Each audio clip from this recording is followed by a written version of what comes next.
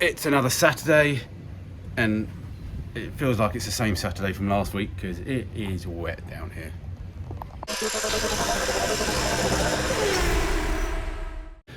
It is wet.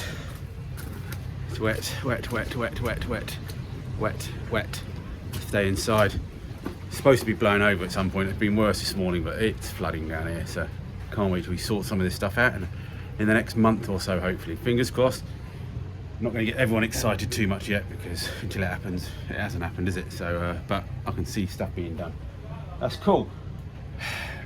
Spent the week working, obviously. Not this, mill jobs. Looking at clutches and stuff, and I ended up buying a clutch kit, and it's for dual mass as well, so that was a mistake. So I don't think we're going to get the clutch sorted today because I don't have enough bits and nothing's changed from last week. But I think what we should do is whip the gearbox off, just see if we can work out what's wrong with the other clutch, and maybe the old Porsche one as well was a dual mass as well. So little history. So I wanted to build a V6 Mini, why not? So I found an Audi 2.7 turbo engine with box. I thought lovely. It was out of a Quattro, so I wasn't going to use a box, and it was automatic, and I thought, well, I'm not going to use a box anyway because I'm not going to go four-wheel drive, so I'll just buy myself a manual gearbox. And that's where the problem lies. I should have started with a 2.7 turbo manual.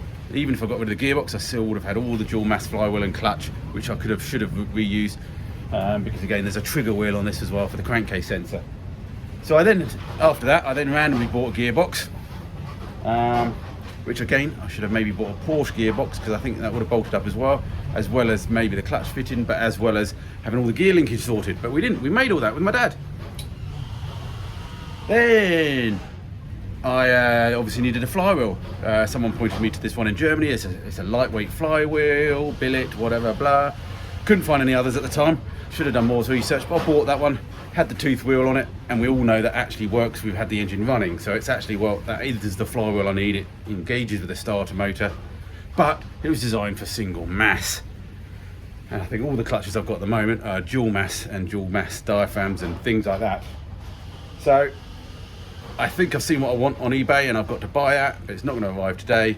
So, but let's figure out if we can figure out why this one isn't actually fitting, because a lot of people ask questions, and I shall try and answer them.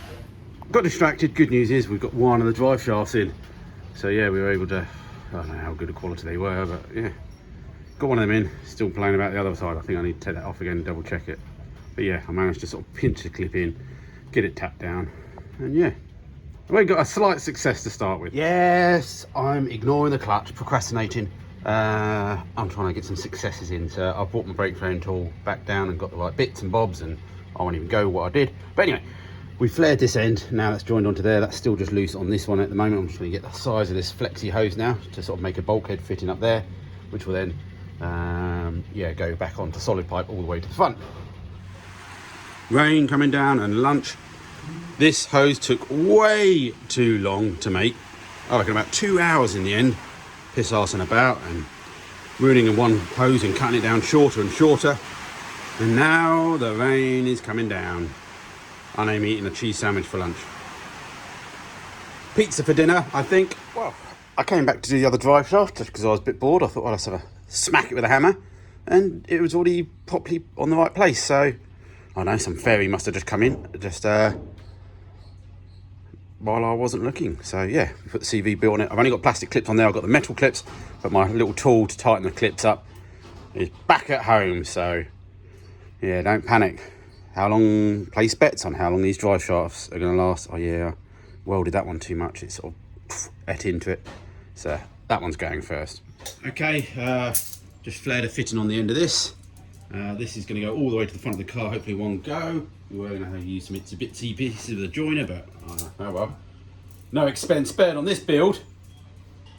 So yeah, I'm going to have a little L-shaped bracket on there like you do with a mini bulkhead. Don't know why I'm going vertical, but in my head I just want to do it vertical just because I think I don't know why. We can always change it around later anyway. Yeah. Die. Yeah, stick vertical for the moment. I can change it. So yeah, And then we've got loaded P-clips at some point, rubber P-clips to put it on. So I'm going to try and go over the engine mount and down along the tunnel, up to the front where we've got a little compression joiner on the front to meet up with the 4mm or the I think it is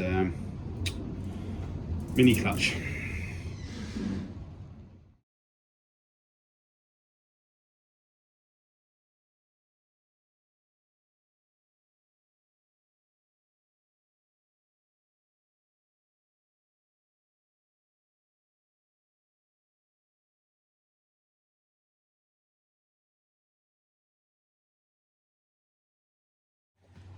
Okie dokie, onto the Marmite and cheese sandwich now.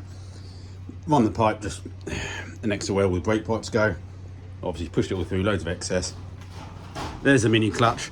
Yes, I could try and get to the sleigh cylinder under the dashboard, but I'm not stupid.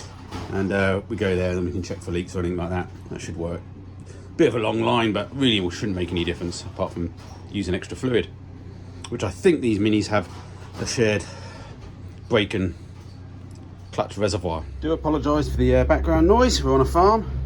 So yeah, a little compression fitting that goes from sort of, I don't know what it is, the 4mm to the 3/16 to run to the back. And yeah, put a couple of tail ties and a couple of P-clips on for now, we'll just prove the point. So doesn't seem to be leaking. It's a compression fitting on the clutch line. I wouldn't mostly do that on a road car if it was the brakes, but for the clutch I've got no problem with. Worst case, you lose your clutch. Okay, little P-clip there. That's going to come down to a little L-shaped bracket at some point. Flexi hose just ran across here. Quite a long hose there, but I did that so I can actually put another little bracket onto here, sort of thing. As somebody suggested, you can get the aluminium sleigh cylinders, which we may well swap to for the moment, but we'll just see how this works. I haven't got a clue whether the size of the BMW clutch master will match the throw and expected movements of the Audi slow. I'll do something, but I think it's time now for a lot of putting things away and actually get that gearbox off again. Okay, that's off. Just doing some measurements. I bought two bearings, so that was one of the suggestions, that the bearing wasn't going onto the spindle, but that's goes on. I know the clutch splines go on because I've tried it off the car as well, but we'll try it again. I think the next thing we're going to do is I did try that clutch release bearing. I took that all off and tried the thing on. It still didn't go on. But it feels like the measurements, I'm doing a quick measurements and maybe that's causing the problem. But I think what we should do now is take the clutch off. Maybe just try it on the gearbox, sort of a bit hard because obviously it'll just flop around. And take the clutch plate out, put the clutch diaphragm back on, try the gearbox back on. We need to try and eliminate things that are wrong and right. Porsche clutch obviously is sort of Audi but not Audi, so that's a Porsche clutch. This is the other clutch I picked up. Looks like the right size, right fitment, but it's for dual mass. I don't know enough about dual masses. I sort of know the flywheel, but I don't know if the clutches are different. They look a bit different. They've got a few extra springs on them and stuff, but mostly not worth even opening the bag to risk it. So what we'll do is we'll pop this plate back on, diaphragm back on, and see what's what. I just did a quick measure now a bit more accurately, and then the bearing does go in a good sort of, the shaft should reach the bearing 4, 5, 6 mil and go in there. It's definitely not away from it. It's definitely not too far through it, which I could definitely tell. I think it was before, because obviously if I didn't have the space on there, it would have pushed the bearing through. All right. Yeah, I expect you just shouted at me that I couldn't put that on, because if without the clutch plate on there, it doesn't actually squash the diaphragm properly, which would then obviously cause the springs and the forks to hit. I guess we could take the fork off the gearbox, but that's not really proving a lot. Yeah, I didn't really want to take the flywheel off because I didn't really want to ruin those bolts. This is something I should have all checked right at the beginning, but I think it's the only way to be sure, because what we need to be sure of what's wrong so we can then order the right stuff if we haven't got it. All right, we took it off. As you can see, pilot bearing fits. It's gone way too far in because obviously there's nothing stopping it. So let's bolt the clutch back up onto it. Something we should have done first. And yeah, see if we can see a problem. I bet you 100% it all just fits and we go, what the hell?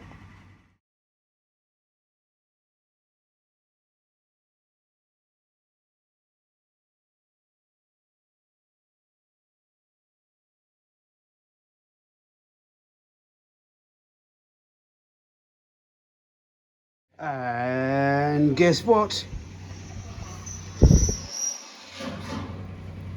It fits, doesn't it? It fits. Stupid. Yeah, it's gone onto the pilot bearing there, so that shows that it's dropped in far enough.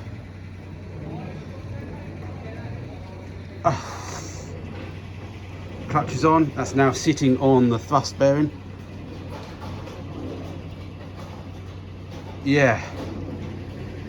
Mind blown. I'm just wondering if it's these spigot bearings just stopping me going in. These little locating pins. Maybe they just weren't. Let's double check them on each hole, make sure they go in smoothly but without being too loose. Can't be loose in the hole. Right. Yeah, used the old bolts, just whacked them on there. Remind me to change them one day. I cleaned up the little spigots of the alignment pins, made sure they fitted in there nicely. They weren't actually going in properly, so yeah, let's give it one more go. It's got to fit. It fitted on the gearbox.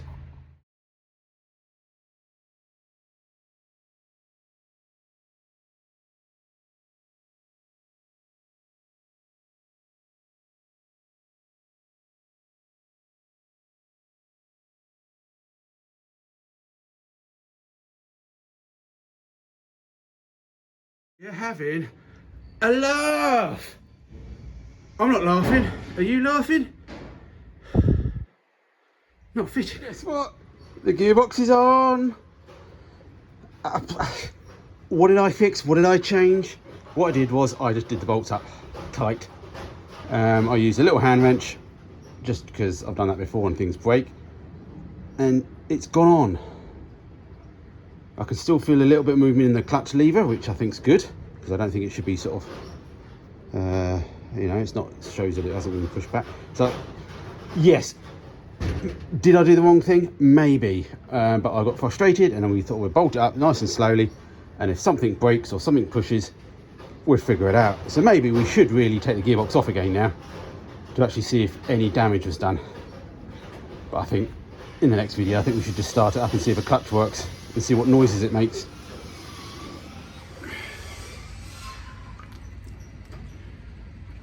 Just try to start it, battery's flat surprisingly, and have the charger on. So we're gonna have to leave it to next time. I thought I'll just start it up, see what noises it makes. So yeah, I think I still may order up another clutch, take the other one back, and go from there. I think we'll just try it. Worst case, I've ruined another bearing, which I don't think I have done. I just don't know why. The flywheel went on, didn't it? You saw it, guys. And I went to put the slave cylinder in, and I was able just to get that in. It was quite tight, you know, as in it sort of squashes down as it's hitting the bar in the, you know, the forks. But it did just go in, you know, it wasn't overly tight. Use a screwdriver, just leave, and it went in. I was expecting that to maybe just have gone in a little bit easier, which is telling me maybe that the thrust bearing is being pushed and the clutch is a bit big and it's pushing, and maybe I needed a thinner one. Well, what we'd find out is when we start it, if that's actually happened, what's actually happening is the clutch is slipping, it's pushing the clutch open sort of thing, so we'll be able to see that and actually feel that happen. If we start the car up and put it in gear, you'd be able to, you know, it will slip. But yeah, all right,